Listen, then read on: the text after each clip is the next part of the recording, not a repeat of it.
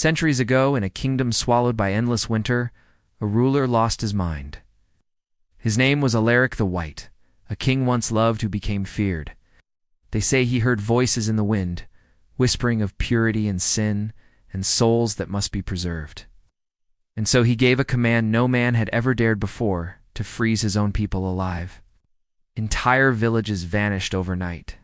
Entombed in ice, their faces forever frozen in silent screams. Some believe it was madness. Others whisper it worked.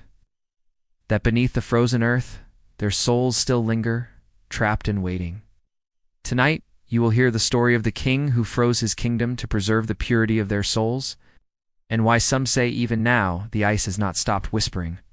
The first human subject was a young woman, a village girl who volunteered after hearing the king's offer of great honor. Then others came, some coerced, some believing they would be spared because of their station, until Alaric's court was surrounded by ice cells containing men and women frozen in an eternal sleep. But the king grew ever more convinced that only he and his closest advisors knew the truth about the nature of preservation.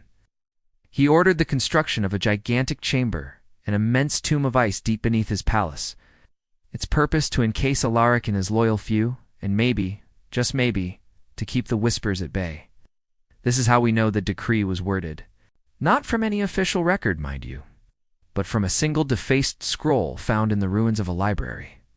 Its ink faded, its parchment torn as though to destroy its message, yet what it says remains seared into the minds of those who have read it. For it is a warning, a last-minute plea scrawled by one of the king's advisors, begging the few surviving members of the royal court to flee. To run while there is still time, for the king has declared that he will freeze all remaining members of the court and encase them in the great ice chamber. Believing that the purity of their souls can only be preserved in eternal cold? What follows is an account of the chaos that befell the kingdom. A tale passed down through generations, changing with each retelling. According to this version, the royal guard, upon reading the decree, fled into the night, crossing the frozen landscape to warn the neighboring kingdoms of the impending doom. When dawn broke, they found the palace gates unguarded, the royal court nowhere to be seen. They raised a cry of alarm, but no one answered. As the sound echoed through the silent halls, they discovered the frozen figures. The courtiers encased in shimmering tombs of ice, their faces frozen in expressions of shock and terror. There was the royal treasurer, caught mid-step as though he had leaped in sudden fear. There was the baker, whose duty it was to prepare the king's breakfast, suspended over the hearth, as if he had reached for the morning warmth. And there they were, the 4 horsemen of the apocalypse, frozen forever in their final charge. No kingdom wanted to believe the tale. Seemed too mad, too cruel, too much like a ghastly jest. However, many years later, explorers would discover the ruined palace, half buried in snowdrifts, its interior filled with ice cells. Each one a silent testament to the king's obsession. The decree was never found, but the evidence of the king's madness remained, and so the tale endured. People spoke of Alaric the White in hushed tones, their words laced with fear. They told stories of spectral horsemen that rode the frozen wastes at night, their mounts encased in ice, their riders forever searching for a king who had vanished along with his sanity. Some said the voices in the king's head were real, a warning from the world itself against hubris. Others claimed he was tricked by dark magic, forced to betray his own people by a power he did not understand. But the most chilling tale, the one that lingered like a nightmare, was this: that somewhere beneath the ice-jammed rivers of the frozen north, in a tomb of ice so vast it was once thought a myth, lay the frozen heart of King Alaric the White, his skin as white as snow, his eyes as blue as ice, and his soul, they said, as pure as the driven frost. They say the first victims were thieves and deserters, men accused of blasphemy or cowardice, those deemed unworthy by King Alaric. One by one, they were led away to chambers carved from the mountainside, sealed in blocks of ice. Those who witnessed it wrote of screams cut short, of fingers clawing desperately at the frost until silence claimed them, yet Alaric seemed satisfied. "Look," he told his court, pointing to the faces trapped beneath the glassy surface. "The soul cannot flee if the body is bound in ice. They are pure now, forever untouched by sin." The court remained silent. Who among them dared challenge a king who spoke with the certainty of a prophet? It might have ended there, a tale of cruelty confined to a handful of unfortunate souls. Had Alaric's visions not grown darker, more insistent, he began to claim that the entire kingdom was in danger of corruption, that the sins of man, once loosed, could spread like a plague across borders and centuries. Only he, chosen by divine command, could stop it. Only he could freeze his subjects before it was too late. The decree was given during the feast of winter solstice, when villagers gathered to celebrate the return of light. Alaric stood before them, his breath misting in the frigid air, his crown glittering with frost. His voice echoed through the square. You are good people, innocent, but innocence is fragile. Sin will come for you, creeping, unseen. I will save you. I will keep you pure. You will sleep in ice, unspoiled, until the heavens descend to awaken you. No one cheered, no one wept. They stood frozen, not yet by ice, but by dread. From that night forward, the work began. The king's soldiers, once protectors of the people, became hunters. Villagers were rounded up, families separated, children pulled screaming from their mothers' arms.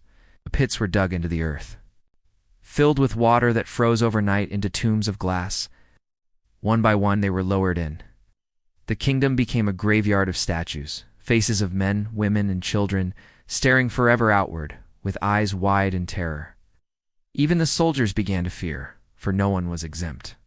When all are pure, I too shall enter the ice, Alaric declared as if it were a promise, though none believed him. And so the legend of the frozen kingdom was born, a land swallowed not by famine or plague, but by the madness of its own king. Yet the most disturbing part of this tale lies not in the cruelty, but in what some claim was left behind. For those who dared to return, years later, to the desolate villages, swore they heard voices in the ice. Whispers, faint cries that echoed from beneath the frozen earth, as though the souls, just as Alaric had claimed, had indeed been trapped. If they were trapped, they might still be waiting. Hi everyone, thank you for listening to my creepypasta. If you want to hear another one, stay tuned for more content. The records, if they can be called, that become fractured after the first wave of the king's command. What survives are not official chronicles, but scraps of parchment. Personal diaries buried in the walls of abandoned cottages and travelers, accounts hurriedly written before fleeing the kingdom forever. Each fragment offers a glimpse of what it was like to live under Alaric's decree, and together they paint a picture more horrifying than anything a scribe could have invented. One villager, whose journal was discovered centuries later in a monastery vault, described how the soldiers arrived with torches in the dead of night. They forced the families into the village square, their spears glinting under the pale light of the moon. Others clutched infants to their breasts. Old men stumbled with canes, and children wept openly. Then the soldiers marched them toward the frozen pits carved into the earth. The journal ends abruptly with a single line scratched in uneven handwriting. The air is so cold, and yet colder still, is the silence of the people who once sang. Another account, this one from a foreign merchant who barely escaped with his life, recalls hearing the sound of hammering echoing across the valley, great slabs of ice being sealed over with iron clamps to ensure no one could break free. He described the frozen faces he saw when he slipped past a guarded cavern, entire families encased together, their expressions distorted between fear and resignation. It was, he wrote, a cathedral of silence. Where the congregation were statues and the priest was the frost itself, the king's madness deepened with each passing month. He began to appear before his dwindling court dressed not in the robes of a monarch, but in garments woven from wolf pelts and stitched with ice crystals. His crown he kept in a chest, as though he no longer ruled as a man, but as something beyond human. He spoke to the air, to the unseen voices that only he could hear. "They thank me," he whispered, his words carefully recorded by a frightened scribe. "Their souls sing to me from beneath the ice. They are grateful. They know I have saved them." It was during this time that a strange phenomenon was reported. Lights beneath the frozen pits. Pale, shifting glows that moved like fireflies trapped in glass. The king's priests claimed it was the souls themselves, visible proof that Alaric had indeed captured purity. Villagers who remained alive said otherwise, that the lights flickered in patterns, that they formed faces in the ice, that they pulsed in rhythm with distant screams that carried across the empty fields. Not all obeyed. There were attempts at resistance, desperate acts by those who could not accept their fate. Some fled into the forests, hoping to cross the mountains before the snow sealed every pass. Few returned, and those who did were broken creatures, their skin blackened by frostbite, their eyes sunken. They spoke of patrols that hunted them tirelessly, dragging captives back to the king's pits.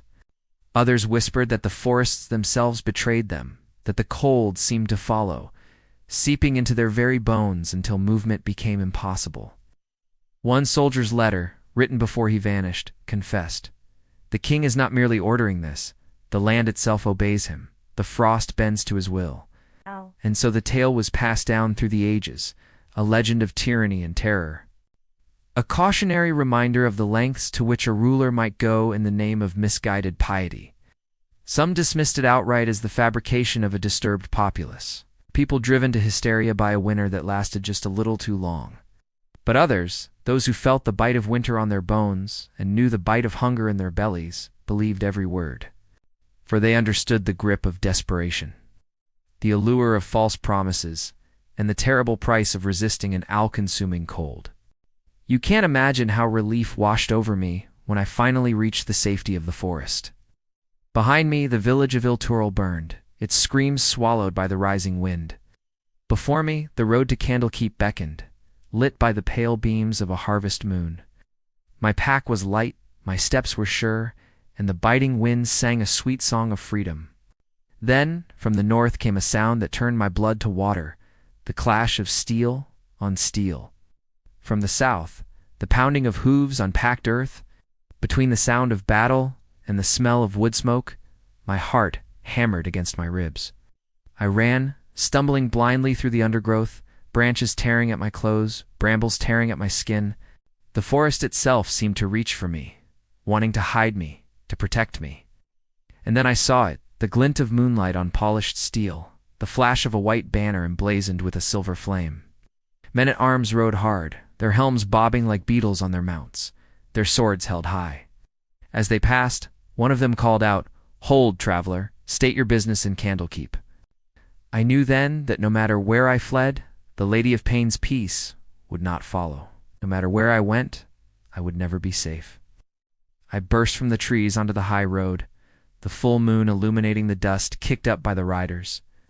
I raised my hands in supplication. "Please, noble sirs, have mercy. I mean the king no harm." They halted before me, their faces grim under their helms. "Who are you?" one of them demanded, his voice muffled by his mask.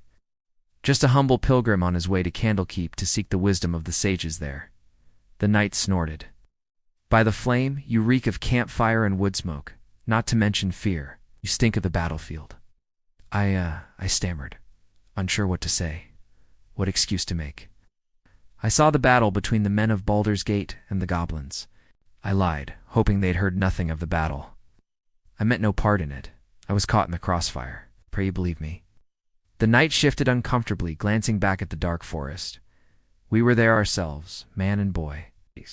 We saw the battle as well. We saw you vanish into that wood. Why do we smell battle on you? Why does it seem you wish us to slay you?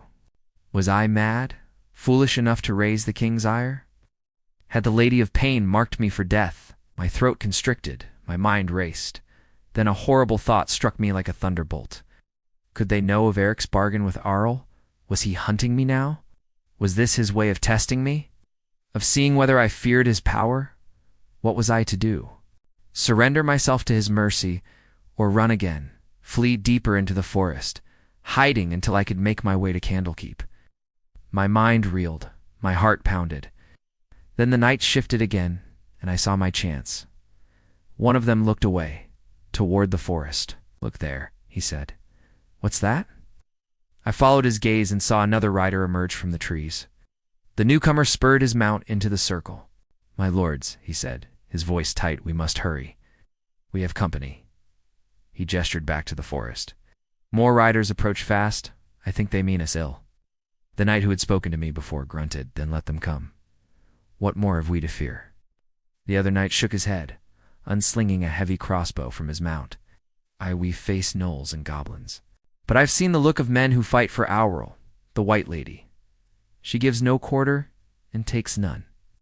I pray we can best them." As they argued, I took my chance. I broke into a run, racing along the high road, praying the knights didn't notice my flight. I dared not look back, but I heard the thud of hooves on the soft earth, the shouts of the pursuing knights. The forest loomed ahead, my only hope of hiding. Burst through the trees and into the undergrowth, my pursuers closed behind. They fought in the open, giving ground but returning blow for blow.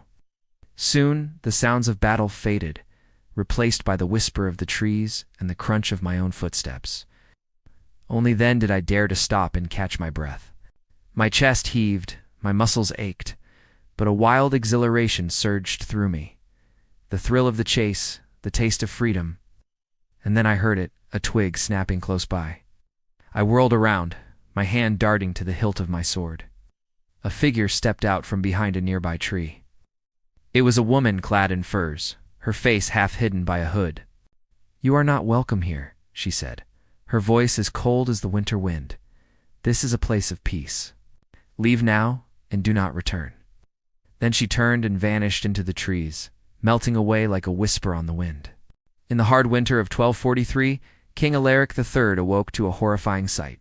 On the frozen surface of the North Sea, instead of the usual scurrying of ships and merchants, there was nothing but empty water as far as the eye could see. Even the seagulls had flown south. In truth, Alaric knew not to look to the sea for trade that long ago. But still, his kingdom hungered, and his people grew weaker with each passing season. He remembered his father's tales of how once the ships ran like water, brimming with silks, spices, and gold. Back then men called his father the Sea Wolf, for he ruled the waves with a fleet as numerous as the stars. Now, when the sun dipped below the horizon, wrapping the jagged fjords in darkness, King Alaric felt only the cold embrace of night. His ancestors might have carved kingdoms out of the ice, but he would carve a kingdom out of hearts. And so he set about making the North the coldest place on earth. But why? Why did the king want to do such a thing? Why drag his people into a frozen hell? No chronicle agrees, but perhaps it was madness, or perhaps it was devotion. You see, when men built their first longship and set sail, they brought with them gods from the north. They worshipped the old ways, the worship of ice and storm, of the hunt and of blood, and who can blame them? When your home is surrounded by the cold sea, one can only respect its power. But the old gods demanded sacrifices, blood sacrifices. So as the ships returned laden with treasure and slaves, the altars demanded more. As men grew greedy, the altars grew hungrier. Soon entire villages were sacrificed, not to ensure safe passage, but to curse the seas into calm. The gods were appeased, sailors sailed safely. But now no wind stirs the seas because the price was too high. Trade routes withered. Vikings went back to raiding. And when the Greenland colonies asked for ships, for soldiers, for anything to stave off starvation, their pleas fell on deaf ears. And so it was that when King Alaric came to power, the land was weak and famine stalked the frozen coast. His counselors told him to send for aid to seek help from the south.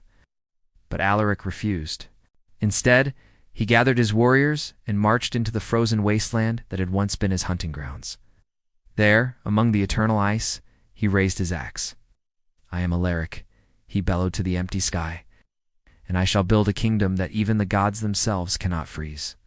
Then he struck his axe into the frozen ground, and his followers, mimicking their king, hacked at the ice. And for 3 days they hacked until a black crack split the frozen waste. Then Alaric led his men south, pushing before them a wall of flame. Villages rebuilt and flourished. Farmers tilled the new lands and children played in the streets while their parents prayed to gods made of fire. The deeper one follows the threads of this forgotten history, the more it feels less like myth and more like a wound hidden beneath layers of snow. For what came next was not merely a king's cruelty, but an unraveling of the natural order itself. The chronicles that remain scattered across monasteries, merchant archives, and whispered folktales speak of a time when the land itself froze under Alaric's command, as though his madness had seeped into the veins of the earth. As the winters grew harsher, the kingdom became a husk. Entire villages were silent. their homes buried beneath drifts of snow so deep they resembled tombs. Crows circled but found no carrion, for the bodies lay beneath the ice.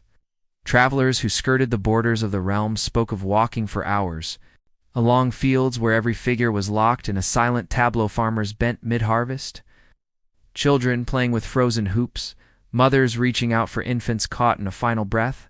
Ow. It was as if time itself had been snatched away, leaving only the shell of life. The king's palace, once a beacon of warmth and feasting, became a monument of frost.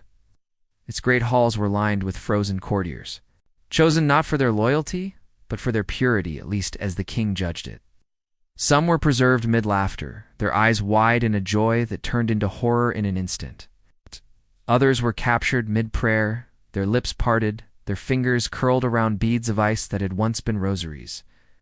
Alaric wandered among them as though among saints, whispering blessings, touching the ice with reverence.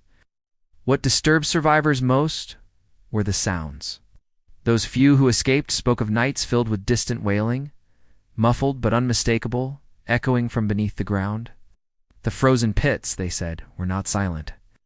At times, if one dared to press an ear against the glassy surface, voices could be heard whispering, chanting, sometimes screaming. One peasant's account describes how the ice vibrated under her touch. It's like the surface of a drum, as though something within struggled to break free. The priests who remained twisted their doctrine to match the king's visions. They proclaimed that the trapped souls were not suffering, but singing, that their cries were hymns, rising through the ice toward heaven. Yet even they could not hide their fear when, during one winter, the ground shook again, and cracks spread not only through the pits, but across the palace itself.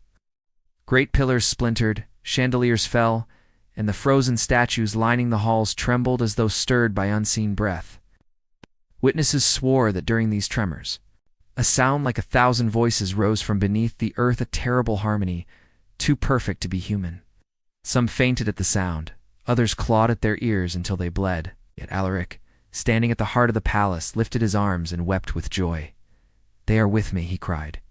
"The chorus of purity. Soon all shall join them, and the world will be cleansed." "Ah, yes. Hello? Sorry? Did I wake you? You wouldn't happen to be listening to a recording, would you?" "No, okay. Just checking because this intro gives me like chills every time." But let's get right into it. The kingdom was collapsing. Trade had ceased long ago, and famine swept the outer villages. Whole caravans vanished in snowstorms that seemed to appear without warning. Storms that some claimed followed the king's will. The last loyal soldiers dwindled, either succumbing to the cold or turning against one another in desperation. The letters of one captain smuggled out by his brother speak of sleepless nights haunted by glowing figures walking across the ice, their faces familiar yet hollow, their eyes void of warmth. "I no longer serve the king," he confessed. "I serve only fear, and fear commands me to flee." Yet few could escape. It was said the kingdom had become a labyrinth of frost. Roads shifted underfoot, landmarks vanished beneath snow, and travelers found themselves walking in circles until exhaustion claimed them. Some swore that the voices in the ice called out names, luring wanderers off the path. Others insisted they saw hands pressing upward from beneath the frozen rivers, fingers reaching, begging, before vanishing into stillness once more. What of the king himself? Accounts diverge. Some claim he remained untouchable, walking barefoot upon the snow without leaving a trace, his body sustained by the purity he had harvested. Others say he too began to crack, his skin paling until it shimmered like ice, his breath freezing in the air before it could leave his lips. One story tells of a banquet he held for himself alone, seated before a table of frozen meats and crystallized fruits, laughing and toasting with goblets filled only with snow.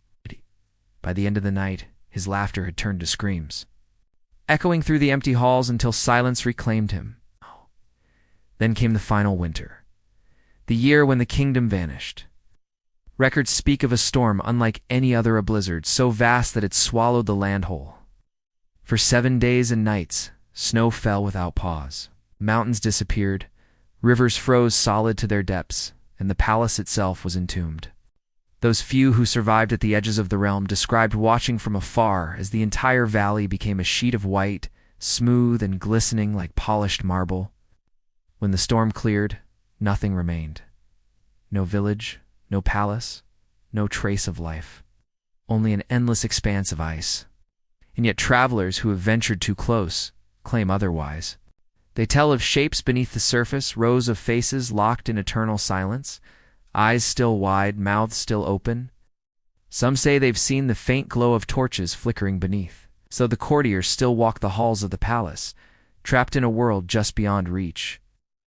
And in the dead of night, when the wind is still, they claim you can hear it, the distant sound of a choir, rising from beneath the ice, carrying the hymn of a mad king who believed he had saved their souls. Thank you so much for tuning in. It's me. Are you enjoying the show so far? We're just getting started. Make sure to tune in next time for another terrifying tale. Till then, remember, I'll be watching.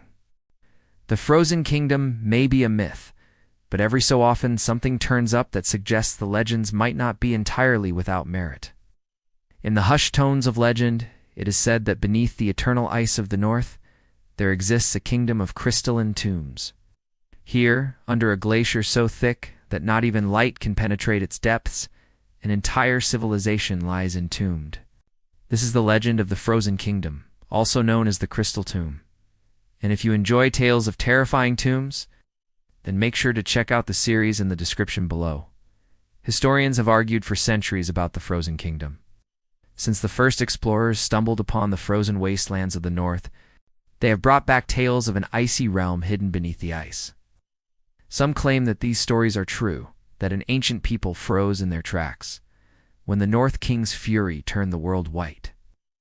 Others say that the legends are only half true, that the storm was real. But the king and his court are merely wisps of fear given form by superstitious peasants.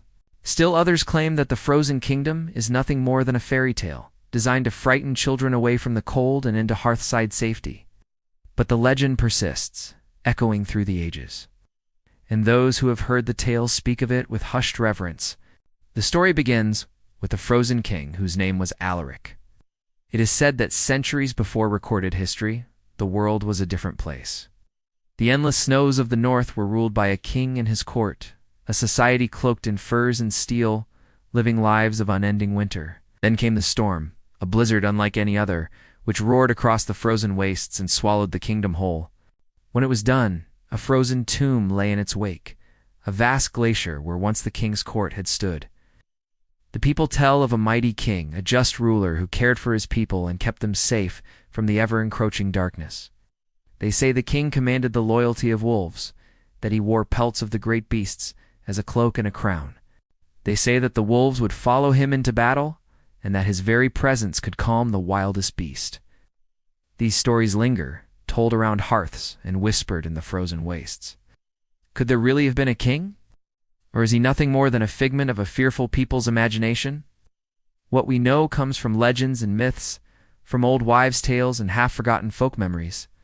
We find bits and pieces in ancient texts, fragments of songs that echo down the ages. And these fragments hint at a much larger picture, a time before the ice. Historians debate whether there really was a frozen kingdom, but they all agree on one thing: the storm was real. Evidence of a massive climatic shift has been found throughout the frozen north, pointing to a time when the world was indeed covered in ice. But what happened to the king? That is the question on everyone's lips, for the story of the frozen king does not end with the fall of his kingdom. Some say that when the storm consumed his hall, the king willingly stepped forward to meet it, baring his chest and raising his arms in welcome. They say that as the ice consumed him, he smiled and vanished, becoming one with the glacier. Others claim that when the king felt the icy fingers of the blizzard upon him, he fled to the great hall, seeking sanctuary within its walls. There, it is said, he placed the crown upon his head and waited for the end. But the earth gave way beneath him and he fell, falling into a deep crevice which opened up to swallow him. The end of his story is uncertain, lost to the blizzard's fury. But some say his spirit lingers beneath the ice, forever seeking peace. And so the legend lives on, a whisper on the wind, a fleeting glimpse beneath the ice, a story that refuses to die. For however real or imagined the frozen kingdom may be, the legend of King Alaric echoes on, carried on the winds of the north, a haunting reminder of a time before the ice. Now, do you believe in the legend of the frozen kingdom? Let me know your thoughts in the comments below. If you haven't already, make sure to subscribe for more spine-chilling tales. So with that said, until next time, remember, some legends are best left buried in the ice. In a forgotten corner of the world, where glaciers gleam and the sun sets early, there is a legend that lingers like frost on the mountain air. It is the tale of the frozen king and his fabled kingdom off Stilline, where every structure gleamed like ice and every heart froze in eternal night. Some dismiss it as a myth, a fairy tale whispered to scare children into obedience. But there are others. Those who have heard tell of strange lights beneath the glacier, of tremors that shake the ice, as though some colossal thing stirs in its sleep. They say that deep beneath the snow, hidden in a cavern of crystalline ice, lies the palace of King Alaric, eternally sealed, eternally preserved. And with it, the fate of his people, who vanished without a trace, leaving behind a legacy of fear and fascination. It began, as such tales often do, with a whisper, a rumor carried on the wind that spoke of a great evil stirring in the north. Many were wary, for this was not the first tale of its kind. For generations, villagers had spoken of a king who ruled in the distant north, a man named Alaric, whose name was synonymous with winter itself. His kingdom was said to be made of shimmering ice, where every castle and cottage was crafted from crystal and frost, and where the sun dared not shine. It was a place of perpetual twilight, where the king's subjects lived in eternal night, their faces pale, their eyes filled with a haunting luminescence. Then came the day when all went still. The sun rose and set in the north, but no crystalline banners fluttered in the wind, no icy palaces glittered in the frozen wastes, and the villagers found no solace in the king's absence, for they knew that something terrible had transpired. The land remained locked in winter's embrace, yet bore no sign of its ruler. The whispers grew louder, weaving a tapestry of fear and speculation.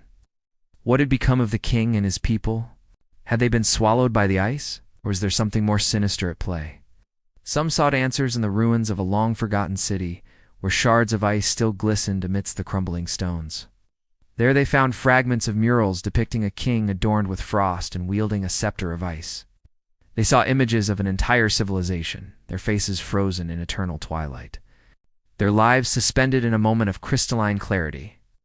And then there were those who ventured into the glacier itself, seeking to uncover the truth beneath the frozen surface. One such explorer was a man named Alaric, a scholar driven by an insatiable thirst for knowledge. Armed with nothing but his wits and a burning desire for discovery, he delved into the icy depths, determined to unravel the mysteries of the frozen king. As he journeyed deeper, he uncovered secrets that should have remained hidden, forever lost to the ice. He found journals chronicling the rise and fall of a civilization, detailing the experiments of a desperate people, their attempts to cheat death and preserve their existence in the very essence of winter. And as he pieced together the fragments of their story, he realized that the truth was far more terrifying than any myth or legend. The king, it seemed, had succeeded in his quest for immortality, but at what cost? He had trapped his people in an eternal winter, their souls imprisoned in a prison of ice. Now they waited, trapped in a state between life and death, neither freed by the passage of time nor claimed by the relentless march of winter. Alaric, horrified by his discovery, fled the glacier, haunted by the knowledge he had unearthed. But he knew that he could not escape the whispers, for they had become a part of him. He spent his remaining days trying to warn others, to convince them of the danger that lay beneath the ice. But his warnings were ignored, dismissed as the ramblings of a madman. And so the legend of the frozen king lives on, a chilling tale whispered in hushed tones around flickering fires. A reminder that some secrets are best left buried, some doors are best left unopened. For in the eternal silence of the glacier, there are things that stir, things that wait, and at times they are not so silent anymore. If you've ever stood beneath a glacier, you'll know the feeling of insignificance, of being utterly dwarfed by the sheer immensity of ice and snow. And in that moment, it's easy to imagine entire civilizations lost beneath the frozen surface, their stories silenced by the relentless march of time.